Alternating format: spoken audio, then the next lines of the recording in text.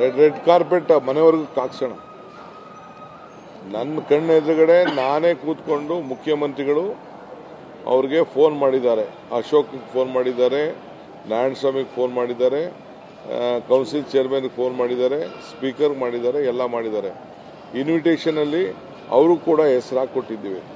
ಇದು ಬಿಡಿ, ಅವ್ರು ಬಿಜೆಪಿ ಸರ್ಕಾರ ಇದ್ದಾಗ ಸುರೇಶ್ ಅಂಗಡಿ ಹೆಣನ ಗೌರವಕ್ಕೆ ತಂದು ಇಲ್ಲಿಗೆ ಹಾಕಲಿಲ್ಲ. ಅದಕ್ಕೆ ಫಸ್ಟ್ ಅವ್ರು ಮಾತಾಡೋಕೆ ಹೇಳಿ, ಅವ್ರು ಬೀಗರು ಹೆಣನ.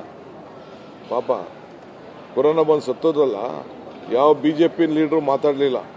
ಅಲ್ಲಿಗೆ ತೆಗೆದುಕೊಂಡು ಬಂದು ಒಂದು ಸ್ಪೆಷಲ್ ಫ್ಲೈಟಲ್ಲಿ ಆ ಕುಟುಂಬದವ್ರಿಗೆ ಸಾರ್ವಜನಿಕರಿಗೆ ನೋಡಕ್ಕೆ ಕೊಡಲಿಲ್ಲ.